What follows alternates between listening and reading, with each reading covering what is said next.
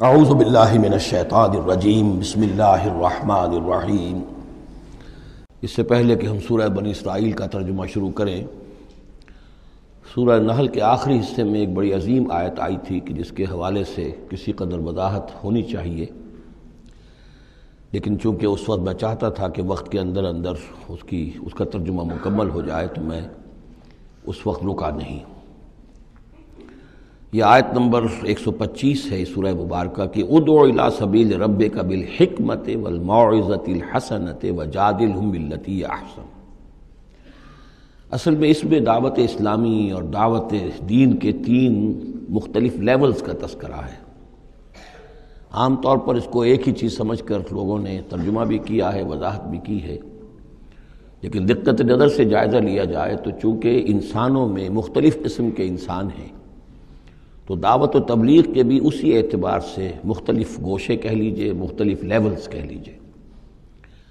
مثلا یہ کہ انسانوں میں ایک چھوٹی بڑی ہی مائنورٹی ہوتی ہے جن کو ہم انٹیلیجنسیا کہتے ہیں۔ یہ وہ لوگ ہیں کہ جو عقل سے کام لیتے ہیں، کسی بات کو قبول کرتے ہیں تو پہلے عقل سے سمجھتے ہیں تب قبول کرتے ہیں، جذبات سے نہیں۔ اور یہ کہ کسی شے کو رد کرتے ہیں تو دلیل سے کرتے ہیں، اگر قبول کرتے ہیں تو دلیل سے، رد کرتے ہیں تو دلیل سے۔ یہ انٹلیکچوئل مائنورٹی آپ اسے کہیں یا انٹیلیجنسیا کہیں، یا یہ کہ اس کے لیے برین ٹرسٹ بھی ایک لفظ ہے کہ ہر معاشرے کے اندر اس طرح کے لوگ ہوتے ہیں، اور یہ ہوتے بہت کم ہیں تعداد میں، لیکن ڈیسائسو ہوتے ہیں۔ اس معاشرے کا جو بحیثیت مجموعی رخ ہے وہ یہ معین کرتے ہیں۔ عوام کی حیثیت جو ہے وہ ایسے ہے جیسے ایک انسان کے جسم میں ہاتھ پاؤں ہیں، اعضاء و جوارے ہیں، لیکن جو حیثیت ایک انسان کے جسم میں دماغ کی ہے وہ اس برین ٹرسٹ کی ہوتی ہے، انٹیلیجنسیا کی۔ یہ طبقہ جو ہے اس کو دعوت جو دی جائے تو ظاہر بات ہے کہ وہ واعظ سے نہیں، جذباتی نہیں، بالحکمہ، پختہ باتیں، عقلی دلائل، محکم باتیں، وہ حکمت جس کے بارے میں فرمایا گیا وَمَن یُؤْتَ الْحِکْمَةَ فَقَدْ أُوتِیَ خَیْرًا کَثِیرًا، سورہ بقرہ میں ہم پڑھائے ہیں۔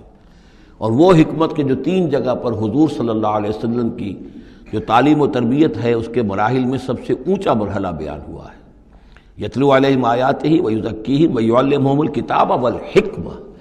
یہ حکمت جو ہے گہری باتیں، دانائی کی باتیں، عقل کی باتیں، مسلمہ اصول، ان کے حوالے سے یہ سمجھنا کہ کس شے کی اہمیت زیادہ ہے، کس شے کی اہمیت کم ہے، کیا چیز پرائمری امپورٹنس کی ہے، کیا سیکنڈری ہے۔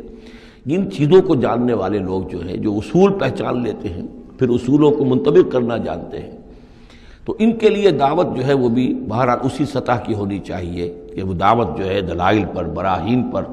جب قرآن کہتا ہے اپنے مخالفین سے ہاتوا برہانکم ان کنتم صادقین، لاؤ دلیل لاؤ، تو ظاہر بات ہے کہ پھر ان کے مخاطبین جو ہیں ان کو بھی حق پہنچتا ہے کہ وہ دلیل طلب کریں۔ اب اس کے لیے ظاہر بات ہے کہ وہی شخص یہ کام کر سکتا ہے جو خود اپنی ذہنی سطح کے اعتبار سے کافی بلند ہو چکا ہو، جس کا اپنا شعور بہت پختہ ہو چکا ہو۔ جب تک کہ وہ خود حکیم نہ ہو تو حکمت کے ساتھ دعوت کیسے دے گا؟ لیکن ایک ہے عام سطح لوگوں کی، عام لوگ جو ہیں جن کے دماغوں میں اس طرح کے کوئی فطور نہیں ہوتے، کوئی وہ عقل کی چھلنی لگی ہوئی نہیں ہوتی، ان کے جذبات جو ہیں اچھے، اگر جذبات اچھی بات کہی جائے تو جذباتی طور پر بھی اپیل ہو جاتی ہے۔ یوں سمجھیے کہ دل جو ہے ان کے کھلے ہیں، کھلی کتاب کے مانند ہیں، آپ جو چاہیں لکھ دیجئے، جیسے کھلی صاف سلیٹ ہے اس پر آپ نے جو چاہا لکھ دیا۔ ایسے لوگوں کے لیے یہ ہے کہ موعظۃ الحسنہ، ایک بات جو ہے اچھی بات ہو، خلوص سے ساتھ کہی جائے، وہ شخص یہ محسوس کرے کہ جو بات یہ کہہ رہا ہے مجھ پر دھونس نہیں جمانا چاہتا، اپنے علم کا روب نہیں ڈالنا چاہتا، بلکہ یہ در حقیقت میری خیر خواہی کی وجہ سے، مجھ سے نفرت نہیں کرتا، میری تحقیر نہیں کر رہا ہے، جو یہ مجھ سے کہہ رہا ہے وہ خلوص سے کہہ رہا ہے۔ از دل خیزت بر دل ریزت، دل سے بات نکلے گی اور دل پہ جا اترے گی۔ یہ ہے موعظہ حسنہ۔ عوام الناس کے لیے دعوت جو ہے وہ اس لیول کے اوپر ہوتی ہے، وہ زیادہ عقلی اور منطقی اور بحثیں اور ان کے سامنے فلسفے کی جو ہے وہ کتابیں کھول کر آدمی بیٹھ جائے تو یہ گویا کہ ان پر ظلم ہے، یہ ان کے لیے تکلیف مالا یطاق ہے۔ تو سب سے اوپر کا لیول ہے ادع الی سبیل ربک بالحکمہ، پھر ہے والموعظۃ الحسنہ عوام کے لیے۔ نمبر 3 وہ ہوتے ہیں کچھ لوگ معاشرے کے اندر کہ جو لوگوں کو گمراہ کرنے پر تلے ہوتے ہیں۔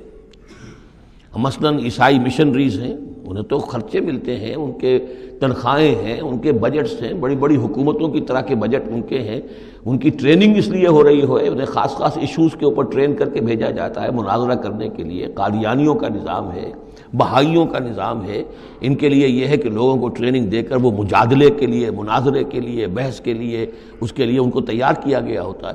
یہ بات مان کر دینے والے نہیں ہوتے۔ آپ خلوص کے ساتھ ان سے بات کریں گے تو وہ در حقیقت وہ تو یوں سمجھیے کہ ادھار کھائے بیٹھے ہوتے ہیں اس پر کہ انہوں نے بات نہیں ماننی، بلکہ یہ کہ لوگوں کو گمراہ کرنا۔ ان کے ساتھ جدال کرنا پڑتا ہے، جو جھگڑنا بھی پڑتا ہے، بحث بھی کرنی پڑے گی۔ لیکن اس بحث میں بھی جو ہمارے ہاں مناظرے کا لفظ آیا ہے، قرآن مجید میں مناظرے کا لفظ نہیں آیا ہے، مجادلے کا لفظ آیا ہے۔ جادلہم، ہاں ان سے جھگڑو، انہیں جواب دینے پڑیں گے ایسے کہ جو انہیں خاموش کر دیں۔ اگر وہ خاموش نہیں ہوں گے تو عوام الناس کے اوپر ان کا اثر ہو جائے گا۔ لیکن اس مجادلے میں بھی تمہارا اپنا اخلاقی معیار برقرار رہنا چاہیے، نیچے نہ اترو، گالم گلوچ پر نہ آ جاؤ، بہت گھٹیا انداز اختیار نہ کر لو، بلکہ جیسے کہا گیا کہ ان کے معبودوں کو گالیاں نہ دینی شروع کر دو، بلکہ یہ کہ ان میں بھی ہمیں آداب، اس کے اندر بھی آداب کو ملحوظ رکھتے ہوئے۔ تو یہ 3 لیولز ہیں، ادعو الی سبیل ربک بالحکمت والموعظۃ الحسنۃ وجادلہم باللتی احسن۔ اب اس میں ہر ایک کے لیے پھر تیاری کرنی ہوگی۔ قادیانیوں سے مباحثے کرنے کے لیے ظاہر بات ہے عام آدمی نہیں کر سکتا جب تک کہ ان اسپیشل ایشوز کے اوپر اس کو صحیح جو ہے اس کو تعلیم نہ دے دی گئی ہو، اس کی اوپر تربیت نہ ہو گئی ہو۔ اور اسی طریقے سے جو بہائیوں نے کوئی مسائل اٹھائے ہوئے ہیں، منکرین حدیث نے کوئی اٹھائے ہوئے ہیں، تو اس طرح کے لیے جو ہے یہ 3 لیولز ہیں، ان کو سمجھ لیجیے۔ اب آئیے ہم سورہ بنی اسرائیل کی طرف چل رہے ہیں۔